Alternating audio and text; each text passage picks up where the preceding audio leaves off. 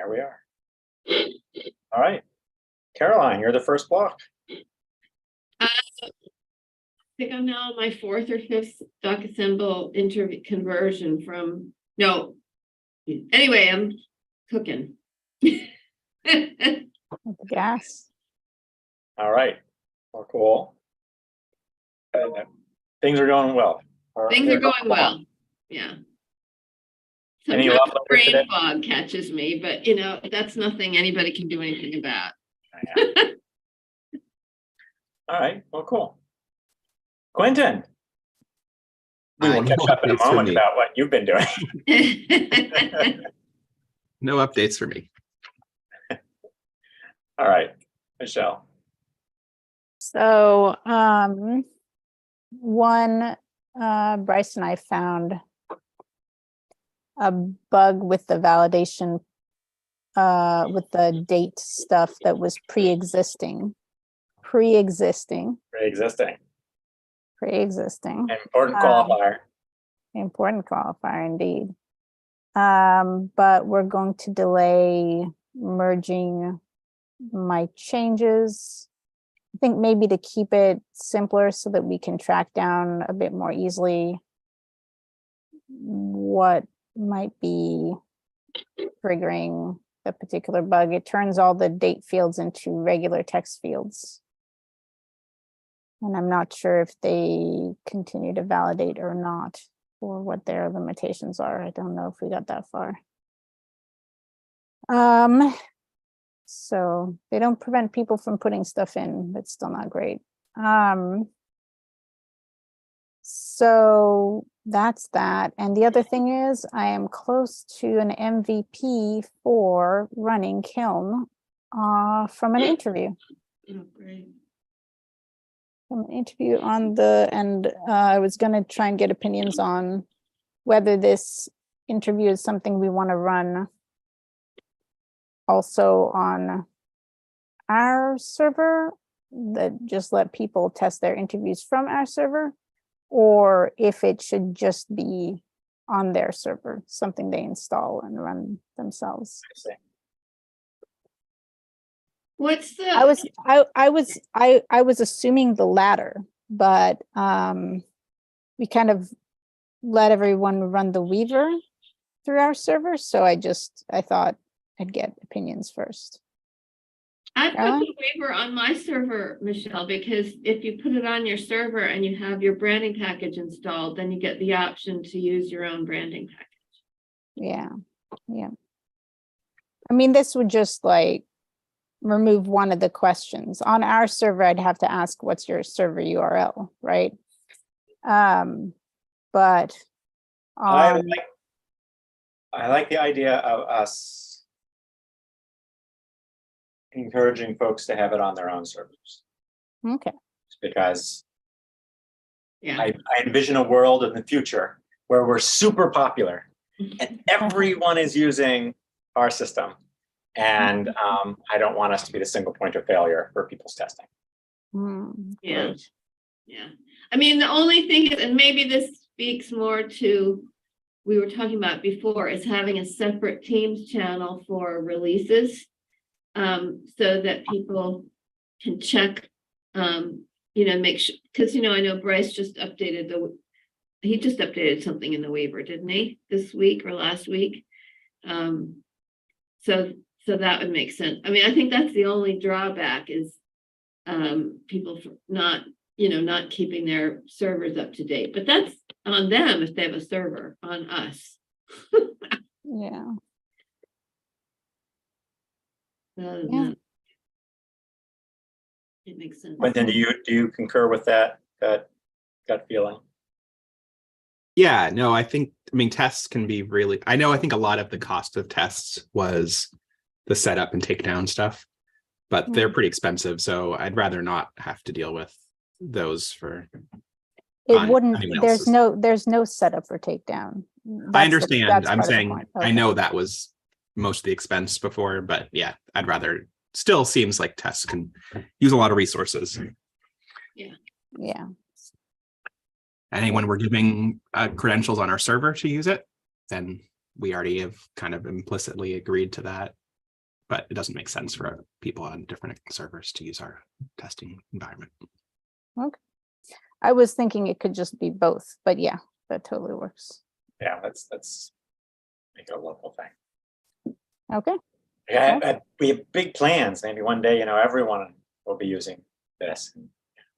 That's right. So to go to add on to that, so I forgot Vince's. I was telling you about Vince, who was at Arkansas Legal Aid years ago, and he's just a really amazing guy. And I tracked him down, and I guess he's in private practice now to try and figure out. I mean, the impetus for this was to try and get permission from Arkansas to use the name change form. And I didn't want to act like I was just getting in touch with him just for that, because he hasn't been there for a long time. So You have a video talking about all your planning. So I just invited him to the conference. Oh, And cool. I just emailed the website, and he said he'd try to come to the lit. I don't think physically, because he's actually, I think, in Tennessee now in private practice. But he's really dynamic, creative, good guy. So I'm really hoping he comes. But I did email there is no contact for the website. So I emailed. There are 2 legal aid programs in Arkansas. So I emailed the one that he was at. It doesn't even have the same name, but I emailed them, and I got an email back from them, the staff of the Arkansas. It's like, I have no idea who it is. So, and I invited them to the conference as well. So I don't know if they'll come, but anyway, we do have permission, and that's why I put it on the admin channel, Michelle. I wasn't sure, should I just email Bryce directly or whatever. So Sure. My post wasn't about the conference, so you might have meant to put it on a post that was about the conference. Oh, maybe I replied to you. I meant to just stick it into the admin channel rather than replying to you. That was my sorry. Sorry. Okay. I just worried that other people wouldn't get a look at it. That's all. I get it. So did you guys see it or no? Well, it doesn't matter. We have permission. I just let Bryce know that we have permission to use the Arkansas name change form. Right. And Quentin, I forgot about labeling the Alaska one. So I'll do that and put that in the files. I just left early last week and I just totally forgot about it. I got so carried away with Michelle's test. That's right. Oh, before I left, and I was thinking, your point was we should have a standardized concept for the variable names. And that's kind of what Stanford did with their data dictionary. So I'm realizing, David, do you have that anywhere? I mean, it's not going to be the same names. No, I've never, not unless they emailed it to us at some point. I don't think I Tried to look for it on their website. What's it? Quentin, what's it? What do they call it? Because Form filing, form fairness project, form something. Filing fairness project. That's the name of the project. And I could not find a data dictionary on the website. I didn't know if did they finish that? I don't know if they did. They showed us a data dictionary and were asking for feedback at the in-person summit. Okay, that's why I don't recall it. Do you guys do you want to message Margaret, or do you want me to message her on Slack? You can probably. Yeah, you can message her. Where is this thing now? Shared. It'll be good just to see, I'm imagining we're not going to get rid of our name standards, but if we can align them with theirs to make sure that they map the same way, that's helpful. One of the big things was that theirs were flat. So they had 5 variables for name rather than an attribute of a name, for example. They weren't objects, they were flat top level ideas. And they used hyphens instead of underscores to separate parts of the name, which doesn't really work in Python. But maybe we could take their names for things that would be single variable names, not objects, and use those by replacing the the hyphens with underscores. So it's a really close mapping. Yeah. Okay. That makes sense.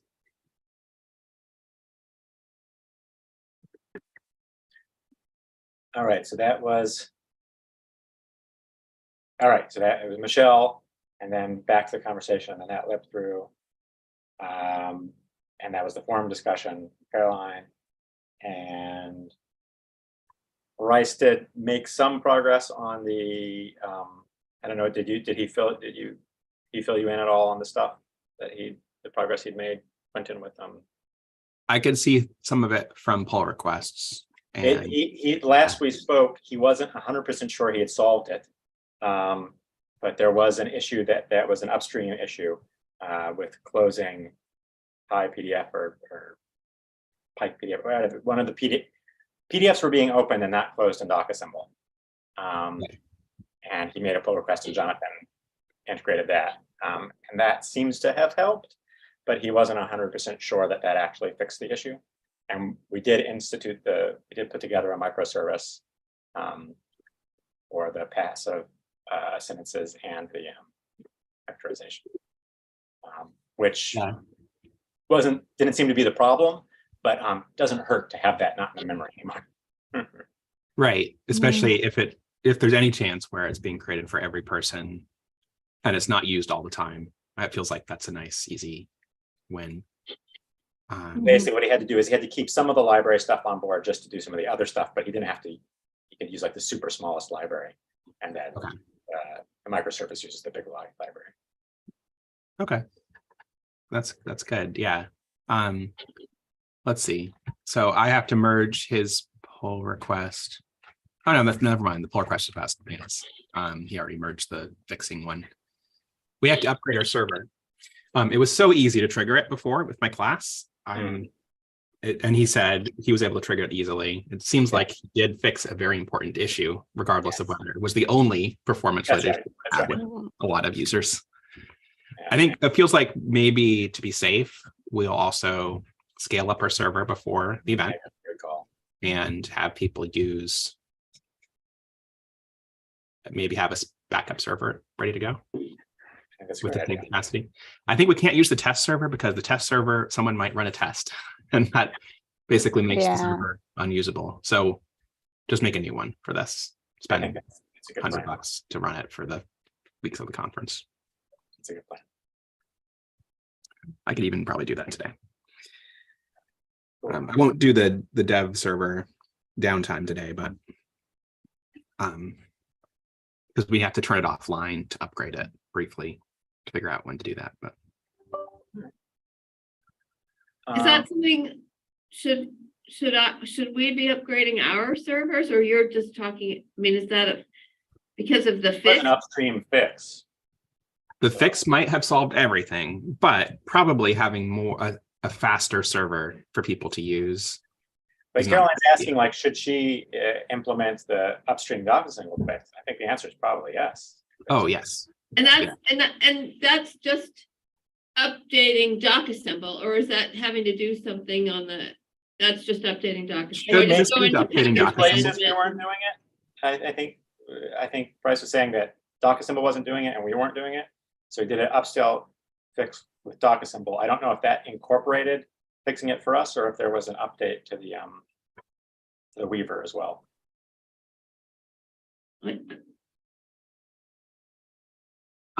There's an update to the Weaver, which that's already published and live on. Yeah, I saw the note for it, I actually. pushed that one the other day. But really, the main issue is upgrading DocAssembly to the latest version. Okay.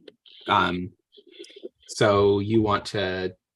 I should actually ask Jonathan. It says he upgraded the version of Pike PDF. I don't know that can happen when you just update DocAssembly, but maybe because